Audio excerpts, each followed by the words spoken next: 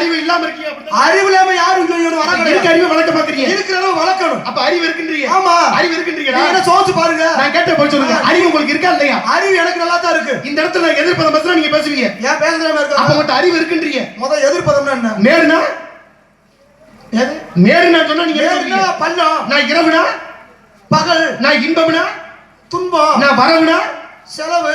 இந்த இடத்துல நான் இன்பம்னா நான் துன்பம்னு. நான் இருக்குனா நான் இல்ல எனக்கு தெரியாதுனா நான் தெரியாதும்பே. நான் இந்த இடத்துல அறிவாளி இல்ல அப்படினா நீங்க அறிவாளி இருக்குன்னு சொல்லுவீங்க. ஆமா, நான் அறிவாளிம்பே. நான் இப்ப அறிவாளியா இருக்கேன்னா நீங்க என்ன சொல்லுவீங்க? என்ன சொல்லுவீங்க? அப்ப நான் அறிவில்லாதன்னு சொல்லணுமா? எதிர்ப்பது அப்படித்தானே வரும். எதிர்ப்பதுனா நீங்க வச்ச சட்டமா? அறிவாளி நான் இந்த இடத்துல இருக்குன்னு சொன்னா நீங்க என்ன சொல்லுவீங்க? உங்களுக்கு நல்லாவே பேச தெரியல. நான் அப்படி சரியா தான் பேசிக்கிட்டு இருக்கேன். நீங்க பேசுறத சொல்லிக்கிட்டு இருக்கீங்க. இப்ப நான் அறிவாளி நான் வந்து இருக்கு அப்படினா நீங்க இல்லன்னு சொல்லுவீங்க. நான் அறிவாளி இல்லன்னு நீங்க இருக்கு சொல்லுவீங்க. அதானே உண்மை. எதிர்ப்பதை இப்படி தான் பேசணுமா? சரி, ஒரு மாத்தி பேசுவோமே. இப்ப ஒருத்தர் தனிப்பட்ட பொறுமை இருக்கு. இப்ப எதிர்ப்பதம்ன்றது பதமான வார்த்தைகளை கொடுக்கற காத்த. இன்னைக்கு வரைக்கும் நாக்கு உள்ள இருக்குன்னா என்ன அர்த்தம்? ஈரமான இதமான வார்த்தைகளை கொடுக்கறதுக்காக நாக்கு எப்பயுமே எங்க இருக்கு? உள்ள இருக்கு. இப்ப நான் ஒரு சில விஷயத்தை புரியுற மாதிரி சொன்னா நீங்க புரியுற மாதிரி சொல்லுவீங்க. நீங்க புரியுற மாதிரி பேசுனா அதத்தாயா கேக்குறேன். எனக்கு நல்லாவே புரியும். நான் புரியுற மாதிரி சொன்னா உனக்கு புரியுற மாதிரி கேக்குறேன். புரியும் புரியும் புரியும். ஊருக்குள்ள அப்படி இப்படின்னு ரெண்டு பேர். எப்படி எப்படி? அப்படி இப்படி. அப்படி இப்படி ரெண்டு பேர். புரியுதா? அப்ப புரியலையா? புரியுது. ரெண்டு பேர் இருக்கா. அவன் பேரு அப்படி இப்படி. அப்படி இப்படி. சரி, இந்த அப்படி இப்படி இந்த ரெண்டு பேத்துல அப்படியே பார்த்து இப்படி கேட்டானா எப்படி இருக்கு அப்படின்னு கேட்க. அதுக்கு அப்படி சொல்லியிருக்கேன். நான் எப்படியா இருக்கேன் இப்படின்னு இப்படி ஒரு பதில போய் அப்படி இப்படி கிட்ட போய் சொல்ல. அதுக்கு இப்படி கேட்டிருக்கேன். உன்னைய பார்த்து நான் எப்படி இருக்கேன்னு கேட்டா உன்னை இப்படி இருக்குன்னு சொல்லு, அப்படி இருக்குன்னு சொல்லு. நீ எப்படியா இருக்குன்னு சொன்னா எப்படின்னு இப்படி கிட்ட அப்படி போய் இப்படி வார்த்தை கேட்க. அதுக்கு இப்படி சொல்லியிருக்கேன். நான் எப்படி இருக்குன்னு கேட்டா உனக்கு என்ன கோபுறது? நான் இப்படி இருக்குன்னு சொல்லுவேன், இல்ல அப்படி இருக்குன்னு சொல்லுவேன், இல்ல எப்படியா இருக்குன்னு சொல்லுவேன். நான் எப்படி இருக்குன்னு சொன்னா உனக்கு என்ன இப்படி ஒரு கோபுறது சொல்லி அப்படி இப்படி கிட்ட போய் இப்படி வார்த்தை கேட்க. இப்ப இப்படி இப்படி வார்த்தை அப்படி பார்த்து கேட்டது போய் எப்படி இருக்கு? இல்ல அப்படி அப்படி ஒரு பதில் இப்படி பார்த்து சொன்னது போய் எப்படி இருக்கு? இல்ல இப்படி வார்த்தை கேட்காம இருந்தா அதை அப்படி பதில் சொல்லிக்க மாட்டேன். அதை அப்படி பதில் சொல்லாம இருந்தா இதை இப்படி வார்த்தை கேட்காம இருந்திருப்பேன். இவன் இப்படி ஒரு கேள்வி கேட்டு அதை அப்படி ஒரு பதில் சொல்லி அப்படி இப்படி நடக்க வேண்டிய பிரச்சனை கொண்டாந்து எப்படி விட்டுருக்காரு? இந்த கதை இப்ப எப்படி இருக்கு? யாராவது ஒரு ஆளுக்கு புரியுதுன்னு சொல்லுங்க. நான் தொங்கி போடுறேன். என்ன இப்படி பேசிக்கிட்டு இருக்க? ஏக்கா உங்க ஏதாவது புரிஞ்சா? நீ நானே புரிய மாதிரி பேசுறேன். உங்க ஏதாவது புரிஞ்சா? என்ன அப்படி ஒரு விஷயம் பேசினா மக்களுக்கு போய் சேரணும். கண்டிப்பா அது நல்ல விஷயமா இருக்கணும். உண்மைதான். அத முதல்ல நீங்க புரிஞ்சுக்கிட்டு பேசுறா. அப்படியா இப்படி என்னையா? அப்ப நான் சொல்லக்கூடிய விஷயத்தை நீங்க சரியா புரிஞ்சுக்கணும்னு எடுத்தா ஒரு நமக்கு கிடைக்கிற ஒரு 5 நிமிஷத்துல ஆமாங்க நல்ல விஷயம் பேசினா உங்களுக்கு புரியணுங்க. அப்ப நான் என்ன சொல்ல வரேன்? நான் பேசுற விஷயத்தை நீங்க புரிஞ்சுக்க நினைக்கிறீங்க. நல்ல விஷயமா பேசுங்கன்னு சொல்ல வரேன். நான் தெரிஞ்சுக்கங்க. புரியுற மாதிரி சொல்லுங்க. என்னைக்குமே நான் ஒரு பெரிய விஷயம் சொல்ல வர மாதிரி உனக்கு தெரியும். அது ஒரு சின்ன விஷயமா முடிஞ்சு போயிடும். நான் சின்ன விஷயம் தான் சொல்ல போறேன் நீங்க நினைப்ப.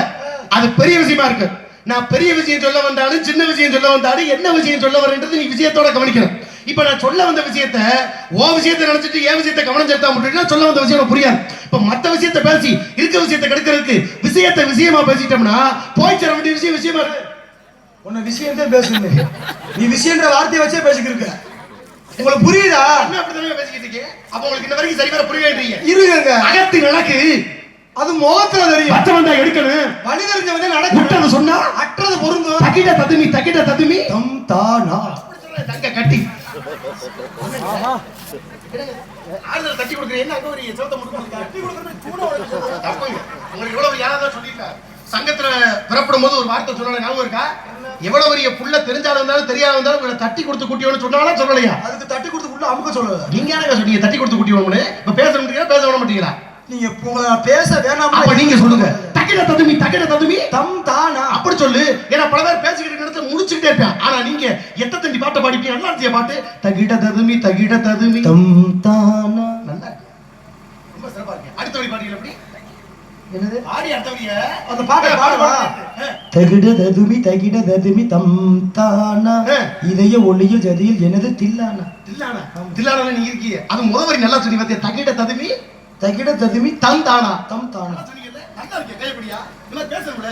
ஏன்னா பல பேர் முடிச்சுட்டே நிப்பேன். சில பேருக்கு பேசுற ஆற்றல் கிடைக்காது. ஆனா நீ அப்படியா நாடகத்துல ஒன்ன மாதிரி ஒரு சில விஷயம் பேசணும்னா சில முத்தியா இளமை நல்லா இருக்கு. எப்பயுமே ஒரு சில விஷயங்கள் பேசும்போது எல்லாருக்கும் புரியும், சில பேருக்கு புரியாது. ஆனா மக்களுக்கு புரிய மாதிரி ஒரு பாடலாம் தான் பேசுறது பாத்தியா நீ வைரண்டா. ஆக எந்த கருத்தா இருக்கட்டும் எப்படிப்பட்ட செய்தியா இருக்கட்டும் மக்களுக்கு நுணுக்கமா கொண்டு போய் சேர்க்கிற பாத்தியா என் பவளம் தான். ஆக மக்களுடைய மத்தியில ஒரு கருத்தை சொன்னாலும் உன்னதமா சொல்லணும் என்ன இருக்கு பாத்தியா? உன்ன போல கோமல் கிடைக்க கொடுத்து வச்சிருக்கணும். வைரண்டா ஆக எவ்வளவு பெரிய ஆளுகளுக்குமே ஒரு நுட்பத்தை கொடுக்கக்கூடிய தன்மைன்ற எல்லாருக்கும் அமைஞ்சிடும். ஒரு சில பேருக்கு மட்டும் சொல்ல அமையும். ஆக அப்படிப்பட்ட கூட்டத்தை மத்தியில் நீ இருக்கேன்னு யாரா முத்துடா. ஏய் வரம்பு மீறி போறையா? என்ன தாய்லா அப்படி அடிக்கிற மாதிரி நொட்டு அடிக்கிற? என்ன நீ என்ன பேசல? நீ தானே பேசிட்டு இருக்க பேச்சு போத நீ வளர்த்துறதுக்காக பேசிட்டு இருக்க பேச்சு சரியா பேச தப்பா பேச நினைக்கிறீங்க? நல்லா தெரிஞ்சுக்கங்க. நல்லா தெரிஞ்சு பேசிக்கிட்டு இருக்கீங்க. அந்த வர்ற நாரதெல்லாம் பப்புடுகாரனை போட்டு நொட்டு அங்க நீங்க தப்பு பண்றீங்க. இந்த வேலை வச்சுக்கிறாதீங்க. நீங்க தப்பு பண்றீங்க. நான் பேசக்கூடிய விஷயம் பண்றது மத்தவங்கள காயப்படுத்தாத விஷயம் சொல்லுவேன். நான் கேட்கிறேன் உன்னைய பத்தி பெருமையா நான் சொல்லாம யார் சொல்லுவா? வேற சொல்ல முடியுமா? இந்த உலகத்துல உனக்குன்னு ஒரு தனி இடம் இருக்கு. உன்ன மாதிரி பேசக்கூடிய ஆட்டப்படுத்தாது எனக்கு தெரியும்டா. நீ எப்படிப்பட்ட ஆளு மாற எனக்கு தெரியும். சொல்ல வந்தீங்க என்ன உன் மனசு போல இந்த உலகத்துல யாருக்குமே அமையாது. கண்ணியமான ஒரு ஆளு எனக்கு தெரிஞ்சு லேசப்பட்ட ஆளா. அன்னைக்கு ஒரு காலகட்டத்துல ஒரு வழியில போய்கிட்டு இருக்கும் ஒரு பிச்சைக்கார ஐயா பிச்சை போடுங்கன்னு கேட்டான்னா 5 ரூபாய் 10 ரூபாய் தர்மம் போட்டு போவாங்க. அப்படிப்பட்ட காலத்துல ஒரு ஆள் பிச்சை கேட்டானா உனக்கு எதுக்குடா பிச்சை போடணும்னு சொல்லி அவன் கழுத்திலே எட்டி உதப்பியலே. உங்களை போல ஒரு புண்ணியம் அந்த உலகத்துல பிறக்க முடியுமா? பிறக்க முடியுமா? சோறுன்னு ஒரு ஆள் கேட்டு வந்தா வீட்டு கூட்டி அந்த சோறு ஓட்டு வழி அனுப்புறது இப்படிப்பட்ட காலம். ஆனா நீங்க அப்படியா? சோறுன்னு ஒருத்தன் கேட்க வந்து அவன் தட்ட புடிங்கி அவனே அடிச்சு விட்டு எதுக்குடா சோற தின்னு மூக்குலயே ஒரு குத்து குத்தி வழி அனுப்பி வைப்பீங்களே. உங்களை மாதிரி மனசு யாருக்காவது வருமாயா? வருமா? எச்சிக்கையான சில பேர் சாப்பிட்டுட்டு இருக்கும்போது பக்கத்துல ஒரு கோழி வந்தா விரட்டி விடுவாங்க. ஆனா நீங்க விரட்ட மாட்டீங்க. ஏன் விரட்ட மாட்டீங்க கேட்டீங்கன்னா அப்படி எச்சிக்கையில விரட்டும் போது கூட 4 சோறு கீழே விழுந்துரும். அதை கோழி தின்றுமே நினைப்பீங்களே. உங்க நல்ல மனசு யாருக்காவது வருமாங்க? வருமாங்க? பூலகத்துல எத்தனை பேருக்கு எவ்வளவு சிறப்பு இருக்குங்க. ஆனா உங்களை போல சிறப்பான ஆளு இனிமே யாருக்கு முடியாது. முந்தானத்து ராத்திரி கூட காலில செருப்பு போட்டு மேடையில போய் நீங்க நடிச்சீங்க. ஆனா ஒரு மேடையில செருப்பு போடாம நடிச்சீங்க. ஏன் அன்னைக்கு செருப்பு போட்ட இன்னைக்கு செருப்பு போட கேட்கும்போது மக்களை மதிக்க கத்துக்கிட்டீங்க. அன்னைக்கு ஒரு ஆள் கேட்டாரு ஏன் நீங்க செருப்பு போட்ட வழின்னு ஆணித்தரமா உங்களை புடிச்சு கேட்கும்போது என்ன தெரியுமா சொன்னீங்க? ஒத்த வார்த்தையும் சொல்லாம போயிட்டீங்க. ஆனா இந்த கூட்டத்துல உங்க மான மரியாதை போட கூடாதுன்னு நான் என்ன தெரியுமா சொன்னேன்? தங்கராசு ஏன் தெரியுமா செருப்பு போட்டவல்ல? ஏன் தெரியுமா செருப்பு போட்டவல்ல? ஏன்னா தங்கராசு பேச ஆரம்பிச்சான்னா கூட்டத்துல இருந்து பல செருப்பு வரும். அதுல 2 எடுத்து போட்டுக்கிறோம்னு சொன்னோனே உங்க நல்ல மனசு யாருக்கா வருமா? ஆக அப்படி ஒரு தன்மைக்கு மத்தியில எல்லாரும் கொரோனா காலகட்டத்துல வீடு வீடுக்கு கருதப்படத்தை வாங்கி மாட்டாங்க. எல்லாரும் கருதப்படத்தை வாங்கி மாட்டிக்கிட்டு இருக்கும் பொழுது ஏயா மாற்றீங்கன்னு கேட்டதுக்கு கண்ணீர் படக்கூடாது மாற்றம்னாங்க. எல்லாரும் கருதப்படத்தை மாட்டும் போது ஓமேல உள்ள அக்கறையில எனக்கு கருதப்படம்லாம் வேணாம் தங்கராசு படத்தை கொடுங்கன்னு சொல்லி கருதிக்கு பதில் ஓம் படத்தை மாட்டி வச்சாரு. அந்த நன்றி இல்லையா? அந்த நன்றி இல்லையா? அதை கூட விட்டுட்டு போ. ஒவ்வொரு மனிதருக்கு ஒரு தனிப்பட்ட பெருமை இருக்கும். முந்தானத்து ராத்திரி பேச தெரியாம மேடையில நீங்க பேசிட்டீங்க. நீங்க மேடையில பேசும்போது கிட்டத்தட்ட ஒரு 15 பேர் மேடையில வச்சு அடிக்கும் போது எல்லாரும் வேடிக்கை பார்த்தாங்க. எல்லாரும் வேடிக்கை பார்க்கும் போது நான் சொன்ன வார்த்தை அண்ணே தயவு செய்து தங்கராசு அடிக்காதீங்க, தங்கராசு அடிக்காதீங்க. அவன் ஒரு கலைஞன். அப்படி அவனை அடிக்கிறதா மேடையை விட்டு கீழே வச்சு அடிங்கன்னு சொன்னனே அந்த நல்ல மனசு யாருக்காவது வருவாயா? வருமா? வருமாடா? அட தங்கா இங்க வாடா. இதுக்கு மேல உங்ககிட்ட நல்ல குடும்பம் நடத்த முடியாது. அப்ப என்ன வச்சுக்கிட்டு 5 நிமிஷம் கூட இல்ல இந்த கிளி கிளிக்கிறீங்க. நான் பப்புனுக்காரன் பாவம்யா. ஆள் இல்லை ஏதோ எனக்கு தெரிஞ்சத வாயில வந்து பேசிக்கிட்டு ஏதோ கிறுக்கு முன்னுக்கிட்ட 2 தப்பு தப்பிக்கிட்டு கோப்படாது பொம்பளை சம்பளம் போட்டு ஊரை ஏமாத்திக்கிட்டு தெரியும். ஆனா ஒரு பப்புனுக்காரன் நிக்க வச்சு இந்த கிளி கிளிக்கிறிய. நான் ஒண்ணு கேட்கிறேன். தூத்துக்குடியில கூட நாரதர் ஒரு நல்ல மனுஷன் ஒரு பையனை வளர்த்து விடுவோம். அந்த இது கிடையாது. வர்றது 4 பாட்டை படிக்கிறது ஊர்ல 10 பேர் கை தட்டிட்டா போதும். அப்புறம் உன்னை போட்டு பப்புனுக்காரப்பெல்லாம் இழுச்சா போயிட மாறிடுங்க. ஒன்னே ஒண்ணு சொல்றேன் கேட்டுக்கங்க. இந்த நாடகத்துல பப்புனு மட்டும் இல்லைன்னா உன்னால புடுங்க கூட முடியாது. நீ டப்பு டப்புன்னு அடிச்சுட்டு கிடக்க வேண்டியது. நான் எல்லாத்துக்கும் வரணும். புரியுதுங்களா? பப்புனை தரவரமா பேசுறதோட விட்டுருங்க. நான் எல்லா கதைக்கும் தேவை. நான் மட்டும் இல்லைன்னா நீங்க ஒரு இதுக்கு கூட ஆக மாட்டீங்க. பேசி முடிச்சாதான் இந்த வசனம் இருக்கா? போலும் போலும் பேசிக்கணும் பஞ்சாயத்துல. பப்புனு இல்லாம என்னத்தை புடுங்க போறீங்க? ஆமா பப்புனு இல்லாம எதுவும் புடுங்க முடியாது. ஏன்னா புடுங்கறது தானே பப்புனை குட்டியானது. அப்புறம் எதுக்கு புடிங்க? ஆக நீங்க சொல்ற வார்த்தை தடிக்குது. நான் அப்படிப்பட்ட ஆளு கிடையாது. என் பேச்சை எப்ப பார்த்தா நீங்க கண்ணியமான முறையில் யோசிச்சு பாருங்க. நான் யாருமே குத்தமா சொல்றாங்க. நீங்க சொல்ற மாதிரி பப்புன்னு தேவை. நாடகத்துக்கு கண்டிப்பான அவசியமான முறையில ஒரு கோமாடி கண்டிப்பா தேவை. ஆனா கோமாடி மட்டுமே நாடகமா அப்படின்னு நினைச்சுக்கிட்டு அதுதான் தப்பு. ஒரு கூட்டத்துல சாப்பாடு பரிமாறுறான்னா சாப்பாடு அதிகமா பாடா இல்ல ஊறுகாய் அதிகமா பாடா? ஊறுகாய் ஒரு நிமிஷம் வைப்பாங்க. ஊறுகாய் சாப்பாடு நிறைய வைப்பாங்க. ரொம்ப குறைவா இருக்கு. இப்ப நீங்க சொல்ற கணப்படி பார்த்தோம்னா சாப்பாடு வேண்டறது கட்டி சாப்பிடலாம். ஆமா அள்ளி சாப்பிடலாம். சாப்பிடலாம். ஆனா ஊறுகாய் நிறைய இருக்குன்னு கூட அள்ளி தின்ன முடியுமா? சும்மா தொட்டு நக்கலாம். தொட்டு நக்கலாம். இப்ப நான் சாப்பாடு மாதிரி எவ்வளவு வேணும் சாப்பிடலாம், எவ்வளவு வேணும் சாப்பிடலாம், பிரச்சனை இல்லை.